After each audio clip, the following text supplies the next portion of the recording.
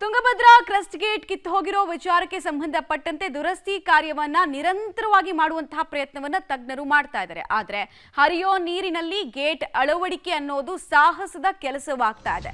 ನಿನ್ನೆ ಸಂಜೆ ನಾವು ಗಮನಿಸ್ತಾ ಇದ್ವಿ, 4 ಗಂಟೆ ಅಷ್ಟೊತ್ತಿಗೆ ಅಳವಡಿಕೆಗೆ ಪ್ರಯತ್ನ ಮಾಡ್ತಾ ಇದ್ರು. ಬಟ್ ತಾಂತ್ರಿಕವಾಗಿ ಕೆಲ ಅಂಶಗಳು ಅಲ್ಲಿ ಅಡ್ಡಿಯಾಗಿತ್ತು. ಗೇಟ್ ಅಳವಡಿಕೆಗೆ ಮೊದಲ ಪ್ರಯತ್ನ ಸ್ವಲ್ಪ ಮಟ್ಟಿಗೆ ವಿಫಲಗೊಂಡ ಹಿನ್ನೆಲೆಯಲ್ಲಿ ಎರಡನೇ ಪ್ಲಾನ್ ಅನ್ನು ತಜ್ಞರ ತಂಡ ಮಾಡಿಕೊಂಡಿದೆ. 1621 ಅಡಿಗೆ ನೀರಿನ ಮಟ್ಟ ಬಂದಾಗ ಸ್ಟಾಪ್ ಲಾಗ್ ಅಳವಡಿಕೆ ಮಾಡಬೇಕು ಅಂತ ಹೇಳಿ ಪ್ರಯತ್ನಗಳನ್ನು ಮಾಡ್ತಾ ಇದ್ದಾರೆ. ಇವತ್ತು ಗೇಟ್ ಅಳವಡಿಸುವಂತಹ ಪ್ರಯತ್ನದಲ್ಲಿ ತಜ್ಞರ ತಂಡ ಸದ್ಯಕ್ಕೆ ಇರೋದ್ರ ಬಗ್ಗೆ ಮಾಹಿತಿ ಸಿಗ್ತಾ ಇದೆ. ನಿನ್ನೆ ಸ್ಟಾಪ್ ಲಾಗ್ ಗೇಟ್ ಅನ್ನ 2 ಕ್ರೇನ್ ಅನ್ನ ಬಳಸಿ ಇಳಿಸೋದಕ್ಕೆ ಪ್ರಯತ್ನ ಪಟ್ಟರು. ಬಟ್ ಕ್ರೇನ್ಗಳ ನಡುವೆ ಪರಸ್ಪರ ಹೊಂದಾಣಿಕೆ ಇರಲಿಲ್ಲ.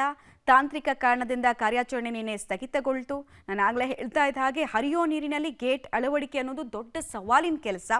ಸೊ ಇವತ್ತು ಮತ್ತೆ ಕಾರ್ಯಾಚರಣೆಯನ್ನು ಮಾಡ್ತಾರೆ. ಕಾರ್ಯಾಚರಣೆ ಯಶಸ್ವಿ ಆಗುತ್ತೆ ಅನ್ನುವಂತಹ ಒಂದು ನಂಬಿಕೆ ಸದ್ಯಕ್ಕೆ ಅವರಿಗಿದೆ. ಜಿಂದಾಲ್ನಿಂದ ತರಲಾದಂತಹ ಗೇಟ್ 60 ಅಡಿ ಅಗಲವಾಗಿರೋ ಹಿನ್ನೆಲೆಯಲ್ಲಿ ಜಲಾಶಯದಲ್ಲಿ ಇಳಿಸೋದಕ್ಕೆ ಮೇಲಿನ ಕಂಬಿಗಳು ಅಡ್ಡಿ ಆಗ್ತಾ ಇದೆ. ಸೊ ಈ ಗೇಟನ್ನು 2 ಭಾಗಗಳನ್ನಾಗಿ ವಿಭಾಗ ಮಾಡಿ ತಲಾ 30 ಅಡಿಯ 2 ಭಾಗಗಳನ್ನಾಗಿ ತುಂಡು ಮಾಡಿ ನಂತರ ಪ್ರತ್ಯೇಕವಾಗಿ ಇಳಿಸಿ ನೆಟ್ ಬೋಲ್ಟ್ನಿಂದ ಜೋಡಿಸಿ 2 ಕ್ರೇನ್ನಲ್ಲಿ ತೂಗುಯ್ಯಾಲೆಯ ರೀತಿಯಲ್ಲಿ ವೆಲ್ಡಿಂಗ್ ಮಾಡೋದಕ್ಕೆ ಪರಿಣಿತ ತಂಡ ನಿರ್ಧರಿಸಿದೆ. ಅದಕ್ಕೆ ಬೇಕಾಗಿರುವಂತಹ ಎಕ್ಸ್ಪರ್ಟೈಸ್ ಕೂಡ ಈಗಾಗಲೇ ತಜ್ಞರ ಹತ್ರ ಇದೆ. ಇನ್ನೇನು ಇವತ್ತಿನ ಪ್ರಯತ್ನ ಯಶಸ್ವಿ ಆಗುತ್ತಾ ಅನ್ನೋದು ಕುತೂಹಲಕ್ಕೆ ಕಾರಣ ಆಗ್ತಾ ಇದೆ. ಹೇಗಾದರೂ ಮಾಡಿ ಅಲ್ಲಿ ಅಟ್ಲೀಸ್ಟ್ ಒಂದು 70ರಿಂದ 80 TMC ನೀರನ್ನು ಉಳಿಸ್ಕೊಳ್ಬೇಕು ಅನ್ನುವಂತಹ ಪ್ರಯತ್ನದಲ್ಲಿ ತಜ್ಞರಿದ್ದಾರೆ. ನಿರಂತರವಾಗಿ ಡೇ ಬೈ ಡೇ ಲಕ್ಷ ಕ್ಯೂಸೆಕ್ನಷ್ಟು ನೀರು ಹೊರ ಹೋಗ್ತಾನೆ ಇದೆ, ನದಿಗೆ ವ್ಯರ್ಥವಾಗ್ತಾ ಇದೆ, ಕೃಷ್ಣೆಯ ಮೂಲಕ ಸಮುದ್ರವನ್ನು ಸೇರ್ತಾ ಇದೆ.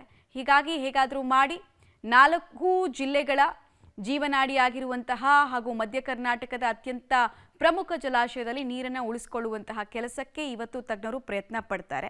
ಇಲ್ಲಿ ತನಕ ಗೇಟ್ ಅಳವಡಿಕೆ ಕಾರ್ಯದಲ್ಲಿ ತಕ್ಕ ಮಟ್ಟಿನ ಯಶಸ್ಸು ಮಾತ್ರ ಸಿಕ್ಕಿತ್ತು. ಡೀಟೇಲ್ಸ್ ಕೊಡ್ತಾರೆ ಅಮರೇಶ್, ಹರಿಯೋ ನೀರಿನಲ್ಲಿ ಗೇಟ್ ಅಳವಡಿಕೆ ಅನ್ನೋದು ಸವಾಲಿನ ಕೆಲಸ ಅನ್ನೋದು ಮತ್ತೊಮ್ಮೆ ನಿನ್ನೆ ಪ್ರೂವ್ ಆಯಿತು. ಇವತ್ತು ನಿನ್ನೆ ಆದಂತಹ ತಪ್ಪುಗಳನ್ನು ತಿದ್ದೋ ಕೆಲಸ ಹೇಗಾಗತ್ತೆ? ಇವತ್ತು ಎಷ್ಟು ಹೋಪ್ಫುಲ್ ಆಗಿದ್ದಾರೆ ಅಧಿಕಾರಿಗಳು ಹಾಗೂ ತಜ್ಞರ ತಂಡ?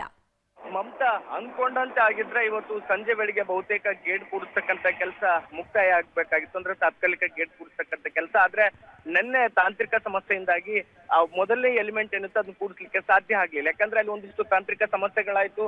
ಮತ್ತೆ ಆ ಒಂದು ಏನು ಮೊದಲೇ ಎಲಿಮೆಂಟ್ ಏನಿದೆ ಅದು ನಿಗದಿತ ಇದಕ್ಕಿಂತ ಸ್ವಲ್ಪ ಹೆಚ್ಚಿಗೆ ಇದೆ ಅನ್ನುವಂತ ಮಾಹಿತಿ ಕೂಡ ಸಿಕ್ತು. ಹೀಗಾಗಿನೇ ಮೊದಲ ಎಲಿಮೆಂಟ್ ಕೂತ್ಕೊಳ್ಳಿಕ್ ಸಾಧ್ಯ ಆಗ್ಲಿಲ್ಲ. ಸಂಜೆವರೆಗೂ ಸಹಿತ ತಜ್ಞ ಕನ್ನಯ್ಯ ನಾಯ್ಡು ಅವರ ನೇತೃತ್ವದಲ್ಲಿ ಆ ಒಂದು ಎಲಿಮೆಂಟ್ ಅನ್ನು ಕೂಡಿಸ್ಲಿಕ್ಕೆ ಎಷ್ಟೇ ಪ್ರಯತ್ನ ಪಟ್ಟರು ಸಹಿತ ಅದು ಸಫಲವಾಗ್ಲಿಲ್ಲ. ಹೀಗಾಗಿನೇ ಅಂದ್ರೆ ಆರಂಭದಲ್ಲಿ ಒಂದು ಪ್ಲಾನ್ ಅನ್ನು ಮಾಡ್ಕೊಳ್ಳಲಾಗಿತ್ತು. 1625 ಅಡಿ ಎತ್ತರದಲ್ಲಿ ನೀರಿರುವಾಗ್ಲೇನೆ ಒಂದು ಸ್ಟಾಪ್ ಲಾಗ್ ಗೇಟ್ ಅನ್ನ ಅಳವಡಿಕೆ ಮಾಡ್ಬೇಕು ಅನ್ನೋ ನಿಟ್ಟಿನಲ್ಲಿ ಸಿದ್ಧತೆಯನ್ನು ಕೂಡ ಮಾಡಿಕೊಳ್ಳಲಾಗಿತ್ತು. ಆದ್ರೆ ತಾಂತ್ರಿಕ ತೊಂದರೆಯಿಂದಾಗಿ ನಿನ್ನೆ ಸ್ಟಾಪ್ ಲಾಗ್ ನ ಒಂದು ಎಲಿಮೆಂಟ್ ಅನ್ನು ಕೂಡಿಸ್ಲಿಕ್ಕೆ ಸಾಧ್ಯ ಆಗ್ಲಿಲ್ಲ. ಹೀಗಾಗಿನೇ ಮತ್ತೆ ಈಗ 1621 ಅಡಿಗೆ ನೀರಿನ ಮಟ್ಟ ಬಂದಂತ ಸಂದರ್ಭದಲ್ಲಿ ಸ್ಟಾಪ್ ಲಾಗ್ ಗೇಟ್ ಅನ್ನ ಅಳವಡಿಕೆ ಮಾಡೋದಕ್ಕೆ ಈಗಾಗಲೇ ಚಿಂತನೆಯನ್ನ ಮಾಡಲಾಗ್ತಾ ಇದೆ. ಅಂದ್ರೆ ನಿನ್ನೆ ಏನು ಒಂದಿಷ್ಟು ಆ ಒಂದು ಅದಕ್ಕೆ ಸಂಬಂಧಪಟ್ಟಂತೆ ಈಗಾಗಲೇ ಅಕ್ಕಪಕ್ಕದಲ್ಲಿನೇ ಎಲ್ಲ ರೀತಿಯ ತಾಂತ್ರಿಕ ಸಮಸ್ಯೆಗಳನ್ನ ಈಗಾಗಲೇ ಸರಿಪಡಿಸಿಕೊಳ್ಳಲಾಗಿದೆ.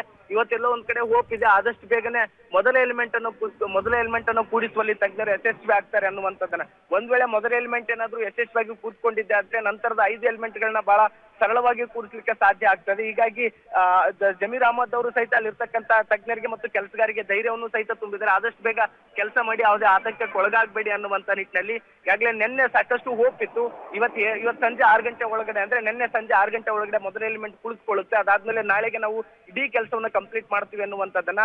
ಹೀಗಾಗಿ ನಿನ್ನೆ ಆ ಒಂದು ಎಲಿಮೆಂಟ್ ಕುಳಿತುಕೊಳ್ಳದೆ ಇರೋದ್ರ ಭಾಗವಾಗಿ ಸಾಕಷ್ಟು ಆತ್ಮಸ್ಥೈರ್ಯವನ್ನು ಸಹಿತ ಅಲ್ಲಿರ್ತಕ್ಕಂಥ ತಜ್ಞರು ಮತ್ತು ಕೆಲಸಗಾರರು ಕಳ್ಕೊಂಡಿದ್ರು. ಆದ್ರೆ ಇವತ್ತು ಮತ್ತೆ ಆ ಕೆಲಸವನ್ನ ಮುಂದುವರಿಸ್ತಾರೆ. ನೋಡ್ಬೇಕು ಅಂದ್ರೆ ಕನ್ನಯ್ಯ ನಾಯ್ಡು ಅವ್ರ ಮೇಲೆ ಒಂದು ಆರೋಪ ಇದೆ, ಇದುವರೆಗೂ ರಾಜ್ಯದ ಇಂಜಿನಿಯರ್ಗಳ ಸಲಹೆಯನ್ನ ಪಡ್ಕೊಂಡಿಲ್ಲ ಅನ್ನುವಂಥದ್ದನ್ನ. ಹೀಗಾಗಿ ಈ ಎಲ್ಲಾ ತಪ್ಪುಗಳನ್ನ ಸರಿಪಡಿಸಿಕೊಂಡು ಇವತ್ತು ಮೊದಲ ಎಲಿಮೆಂಟ್ ಅನ್ನ ಕೂಡಿಸ್ತಾರ ಅಂತಕ್ಕಂಥದ್ದು ಈಗ ಪ್ರಶ್ನೆ ಆಗಿರುವಂತದ್ದು. ಒಂದ್ ವೇಳೆ ಮೊದಲ ಎಲಿಮೆಂಟ್ ಏನಾದ್ರೂ ಕೂಡಿಸ್ಕೊಂಡ್ರೆ ನಂತರದ 5 ಎಲಿಮೆಂಟ್ಗಳು ಸಂಜೆ ವೇಳೆಗೆ ಕೂತ್ಕೊಳ್ಳೋದ್ರಲ್ಲಿ ಯಾವುದೇ ಅನುಮಾನವಿಲ್ಲ. ಹೀಗಾಗಿ ಮೊದಲ ಎಲಿಮೆಂಟ್ ಯಾವಾಗ ಕೂತ್ಕೊಳ್ಳುತ್ತೆ ಅನ್ನೋದ್ರ ಕಡೆ ಈಗ ಎಲ್ಲರ ಚಿತ್ತ ಇರುವಂತದ್ದು. ಮಮತಾ, ಆಲ್ ರೈಟ್, ಧನ್ಯವಾದ ಅಮರೇಶ್ ತಮ್ಮ ಮಾಹಿತಿಗಾಗಿ.